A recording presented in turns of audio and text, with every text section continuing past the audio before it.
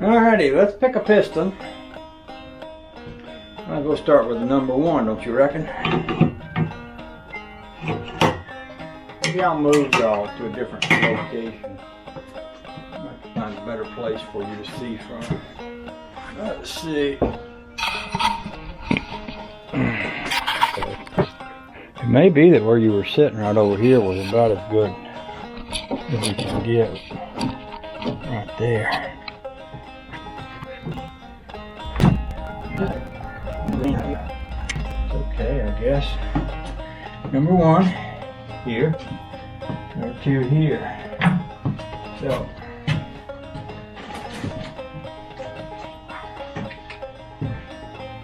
No, that's backwards. Let's go the other way.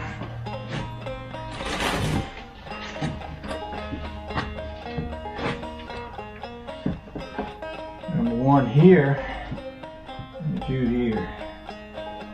And you can tell by this, if you look at this motor, you can see this piston looks like it sets a little farther ahead than that one, which it does because the 2 rods need to hit that camshaft, crankshaft at a little different angle in order to have everything be right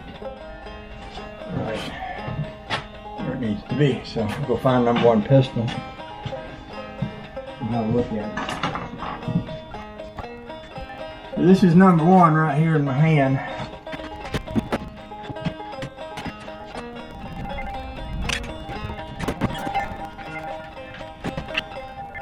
Now it's go toward the front of the engine. Bearing slots. Right bank and left bank. So, left bank, number 1. Toward the front of the engine. I think I can do with a shorter piece of this. I use this hose just to keep these bolts from scratching up the crankshaft when I send them down through there. I don't want one of them to hit a crank and scar it, scratch it, or anything. I don't want any scars or scratches on our crankshaft. I'm going to be going in from this side, so I'm going to want to center that shaft right in the middle.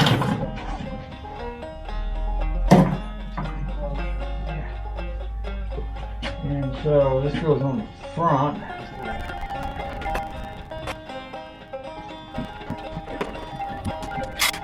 And I'm going to want to put some oil on those rings. And I want to use my little squirt can. My dad used to dip pistons in a bucket of oil and pull them up from there and drop them in the motor. I hadn't done that. Could. I think I'm going to try to do this instead. I'll do it my way a little bit. Dad, if you don't mind.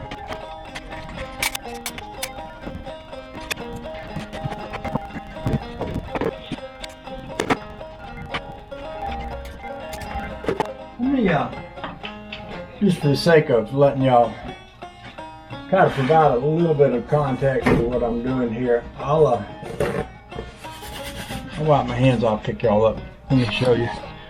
So you'll notice on these pistons, these rings are sticking way out here, like that. What this little squeezer does, it squeezes them so I can slide them down in there. What the piece of hose does, you see the hose here, and the end of the rod there. So what that's going to do is help me slide that rod over this journal without scratching that journal.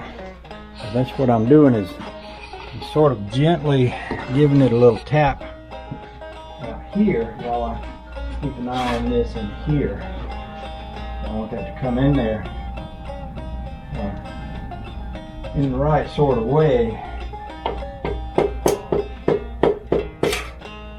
And see, the ring squeezer fell off because the rings are down in the hole now. And now I can set them over to the side and kind of work from over here and guide that down onto there. Kind of gentle like.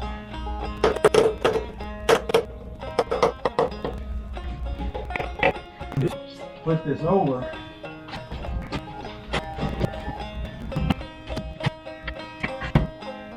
And then I'm going to flip it all the way over.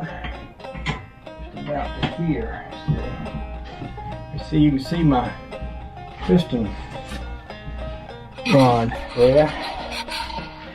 And I want that and my piston cap to connect with each other. But I also want to get some lubrication in that journal. So what I'll probably do is like give a little rotation to the shaft here.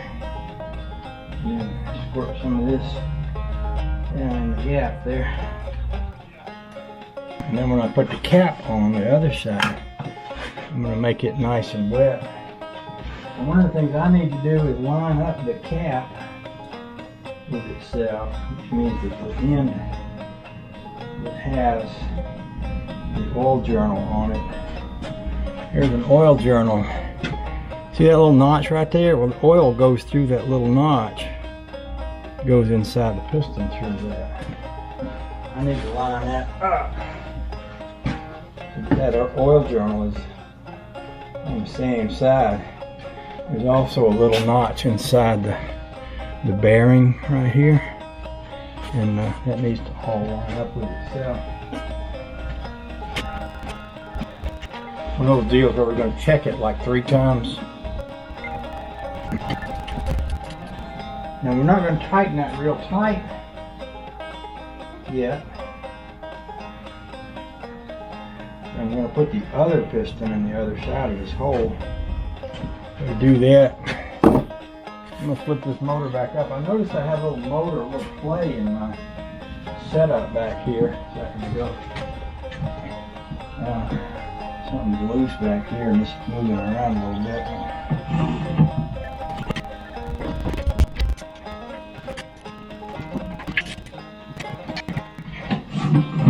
Okay. I got one piston where it needs to be.